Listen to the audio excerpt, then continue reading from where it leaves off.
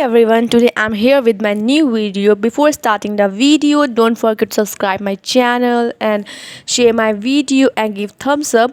So past a couple of days I uploaded a video on Spectator Club which is written by Richard Steele. So today I'm going to tell you about the Richard Steele as an essay. So probably this is connected with each other. So आप चाहें तो इससे पहले वाला video देख सकते हैं कि रिचर्ड स्टील का बहुत ही फेमस ऐसे है द स्पेक्टेटर क्लब जो आपको हेल्प करेगा और Richard Steele as an essay which came in examination many times.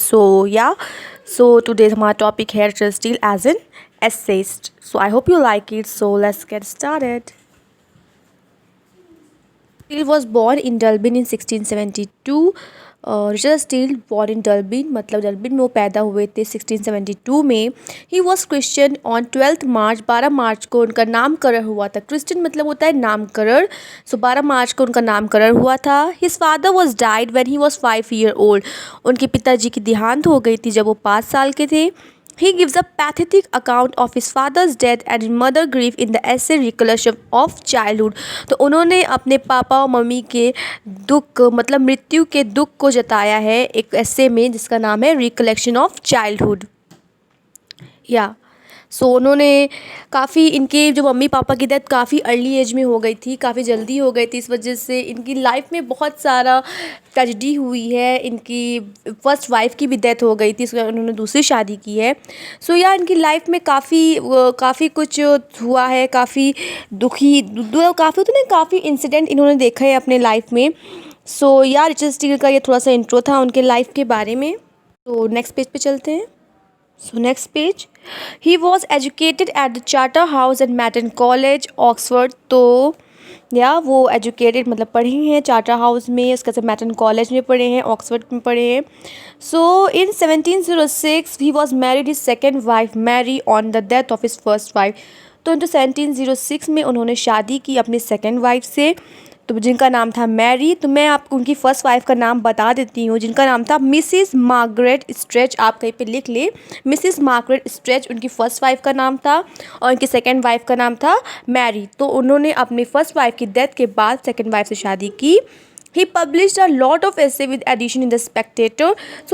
Spectator कह सकते हैं उनका एक मैगज़ीन थी जिसमें इनके जर्नल्स या पेरिकल्स जो होते हैं वो निकलते थे.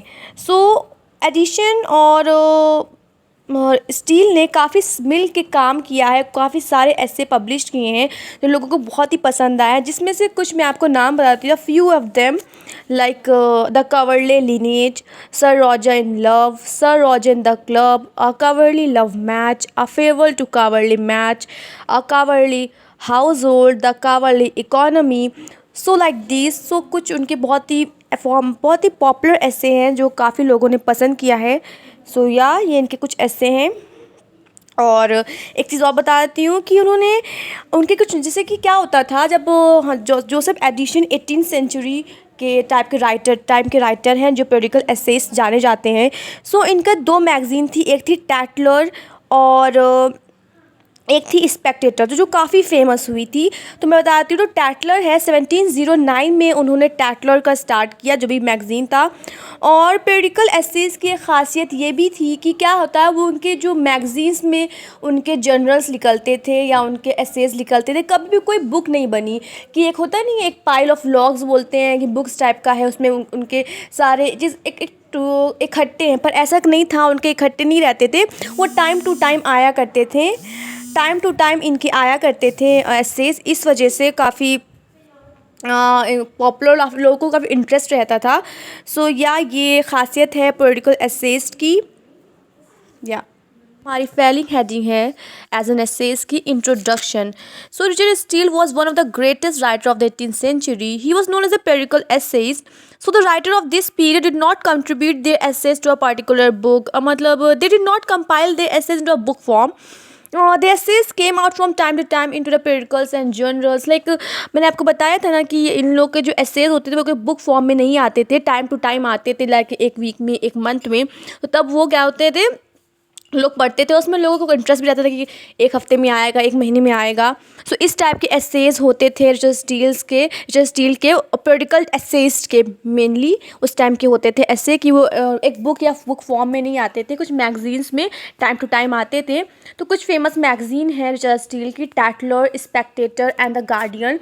मैंने आपको इससे पहले ही बताया है, जो टैटलर है 1709 में आया था, स्पेक्टेटर है 1711 में आया था, और हमारा है गार्डियन। उन्होंने कई सारी मैगज़ीन में कंट्रीब्यूट किया है, बट कुछ जो मैगज़ीन जो बहुत ही फेमस हुई थी, जिसमें लोगों का इंटरेस्ट भी था और लोग उसको पढ़ना पसंद करते थे, उनके जनरल्स उस मैगज़ीन्स में, तो the Tatler, the Spectator and the Guardian उनके फेमस मैगज़ीन थे। सो नेक्स्ट है an essayist of the transition.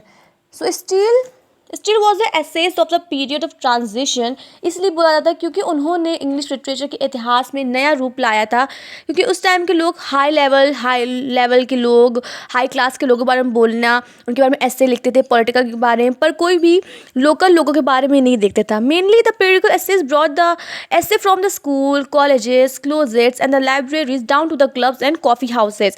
तो लोग क्या होते थे, कॉमन लोगों की जगह, उनके कल्चर, मतलब द मेन ऑब्जेक्ट और the periodical essays to bring out the society of the culture. So उनका यही मेन था कि जो कल्चर, सोसाइटी कैसा है, रहन सहन कैसा है, तो उसको वो दिखाना चाहते थे। सो इसी वजह से एसेज ट्रांजिशन बोला जाता है स्टील को। सो नेक्स्ट है the element of the story. तो मैंने आपको बताया उनके एलिमेंट क्या होता था स्टोरी का। Common people, based on common people portrait the culture of 18th century. उस 18th सेंचुरी के कल्चर को उन्होंने पोर्ट्रेट करने की कोशिश की है। कॉफ़ी हाउसेस, क्लब्स, लाइब्रेरीज़ के बारे में काफ़ी वो बोलते थे। उनके एस्सेज आपको जनरली इसी भी मिलेंगे। मतलब general purpose of essay to expose the false art of life, like to pull the disguises of cunning, vanity, affection and to recommend general simplicity in our dress and discourses and our behaviour. इसका मतलब है कि क्या था, उस time पे लोग क्या है, जनरल उनका पर्पस ये होता था कि जो झूठी ज़िंदगी, लोग दिखावे की ज़िंदगी जीते हैं, उसको वो हटाना चाहते थे। लोगों को चालाकी को दूर करना चाहते थे और लोगों से कहते थे कि आप ज़िंदगी सादगी से जिए, ऑनेस्टी से जिए, चाहे वो आपकी पहनावे में हो, चाहे आपके बिहेवियर में हो, चाहे आपके व्यवहार में हो। तो ये चीज़ उनका कहने का मतलब था। सो इनका सब्जेक्ट मैटर उनके ऐसे का यही होता था। So introduction to the personal touch इस वजह से क्योंकि जब उन लोग 18th सेंचुरी के कॉमन लोगों के बारे में बात करते थे, या बहुत ही उनकी जो लैंग्वेज बहुत ही सिंपल रहती थी, बहुत ही सिंपली वो अपने प्रोज को बहुत ही सिंपल और बहुत ही ना सिंपल बनाया था ताकि लोगों को समझ सके। तो लोग उसको समझते थे कि उन्हीं के बारे में बात करते तो लोग से वो कनेक्ट ज़्यादा हो पाते थे उस समय। सो इस वजह से उनको introduction to the personal touch बोला गया है। Influence of the paper. So Tatler prove to be a moral monitor on the times. Tatler को ये प्रूफ किया गया है कि वो मोरल प्रूफ थे उस टाइम, क्योंकि वो काफ़ी लोगों को सीख देते थे कि आप ऐसा करें, ऐसा रिलीजियस, आप अगर रिलीजियस बारे में बोल रहे हैं तो आप ऐसा करें। तो लोगों को सिखाते थे, या मोरालिटी उनकी ये थी कि आप कॉमन पीपल, चाहे वो इंसान छोटा हो या बड़ा हो, आप उसको एक समान समझें, आप इक्वल राइट्स दें। और उनकी मैगज़ीन में टैटलर में ये भी आप देख सकते हैं कि उन्होंने कॉफ़ी हाउस का जिक्र किया है कि लोग कॉफ़ी हाउस में आते हैं, किस तरह गॉसिप करते हैं, तो उनके बारे में बोला गया। तो so the Tatler papers become very popular. So इसलिए उनका टैटलर बहुत ही फेमस हुआ क्योंकि उसमें पर्सनल लोगों के बारे में बातें थी, तो लोगों को उसमें पर्सनल टच मिला और उन्हें इन्फ्लुएंस किया इस वजह से।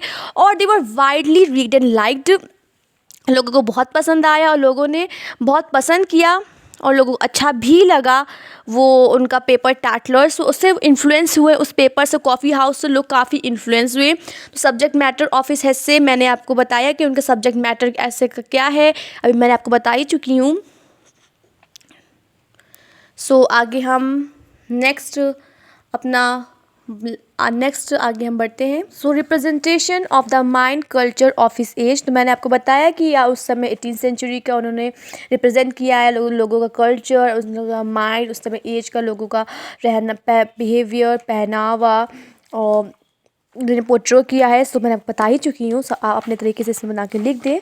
सो as a reformer Richard Steele another purpose was bring out the reform in the morals and manner of the society. Like उनका एक मोटिव क्या था, उन्होंने अपने एस्से में अगर किसी की वीकनेस है, मान लीजिए अपने ऐसे में किसी को बनाया, एक ऐसे था उनका जिसमें सर जॉफरी नॉच थे, मेंबर थे एरिस्टोक्रेटिक क्लास के। तो उनमें क्या थे, वो गरीब थे, बट वो अपने आप को ऐसा दिखाते थे, ऐसा कंसिडर करते थे, ही कंसिडर हिमसेल्फ लाइक रिच। सो उन्होंने कहा कि अगर आप गरीब हैं तो आप लोग को दिखाए नहीं कि आप गरीब हैं, आप ऐसा बिहेव कर रिच। किसी में कोई कमी है, अगर कोई मैंने अभी बताया है इंस्पेक्टर क्लब में कि हम विल हनी कॉम, उनको लॉ नहीं आती थी, बट वो कंसिडर ऐसा करते थे उनको लॉ इतनी अच्छे से आती है। वो दिखावा करते थे, इस चीज़ का शो ऑफ करते थे, दिखावा करते थे, शो ऑफ करते थे कि मुझे लॉ बहुत अच्छे से आती, बट उनको नहीं आती थी क्योंकि उनको लिटरेचर में इंटरेस्ट था। तो उन्होंने ये दिखाया कि अगर आपकी कोई वीकनेस है तो आप उस वीकनेस को यूज़फुल बनाइए सोसाइटी की तरफ से। अगर आप कुछ नहीं कर पाए तो आप उसको सीखें, या तो आप ये ना दिखाएं कि आप कैसे उस चीज़ को आप लोगों को और दिखाते हैं या अपने लिए ख़राब करते हैं। आप लोगों को दिखाएं, आप उसको वीकनेस को आप ज़ाहिर ना करें। तो इस चीज़ को उन्होंने दिखाया है। Mean Steele points out their weakness and advises them to be useful to the society through their wisdom and experience and use sweet honeyed words in their conversation to please other. So like this thing as a reformer उन्होंने use करने को बोली है।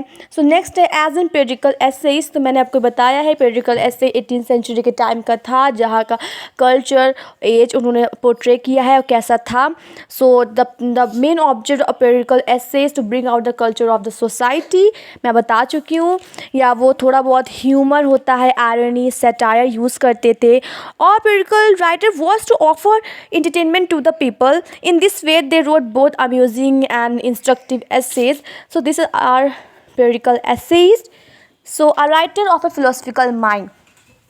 So Richard Steele had a philosophical mind. As a generalist, his prose is very simple, but his essays are characterized by simplicity of language, there is clarity of expression, there is gentle humor and kindness in his style also. But some of his ideas are very impressive and linger long into his memory. तो बहुत ही effective होते थे इनके essays और बहुत ही अच्छे होते थे, लोगों को बहुत ही पसंद आते थे। काफ़ी पर्सनल टच होता था, कॉमन पीपल के बारे में लिखते थे, कॉमन जगहों के बारे में लिखते थे। फिलोसफिकल माइंड थे कि हर चीज़ों की, अगर वो किसी को वीकनेस बताते तो उसको कैसे आपको वीकनेस को अपने आप को वीक पॉइंट नहीं करना है, उसको कैसे आपको अपना स्ट्रॉन्ग पॉइंट बनाना है, उसको बताते थे। सो मान let's say his detachism. So Steele was a moralist. Okay, Steele was a moral. In the essay Trumpet Club, he advised old people to brief in their conversation. He warned them speak useful talks and their words should be as sweet as honey. So like these things उनके detachism में थी. So like Milton told the word of humor was sweetest in tongue, so that the old people should speak loving and pleasing talks. सो उनका ये कहना था कि आप लोगों को अच्छी बोली बोलना चाहिए, कन्वर्सेशन अच्छी रखनी चाहिए, बहुत ही मीठा बोलना चाहिए, प्यार से बात करनी चाहिए और अपनी कहते नहीं लोगों से अच्छे से बात करें, अपना बिहेवियर अच्छा रखें। तो उनका ये कहना था, ये मॉरलिस्ट थे, तो उन्होंने ये एडवाइस दी है लोगों को। सो या हमारा फिर आखिरी है कंक्लूजन। मैंने आपको कंक्लूजन में यही है कि एसेज थे, is a greater writer of the 18th century. He was a periodical essays, they mild humour, satire and irony. So like this is very amazing writer as we have Richard Steele. So ये मेरा essay यही ख़त्म होता है as an essays. I hope you will understand. So thank you for watching this video and if you want another note you can comment me on my comment section. Thank you.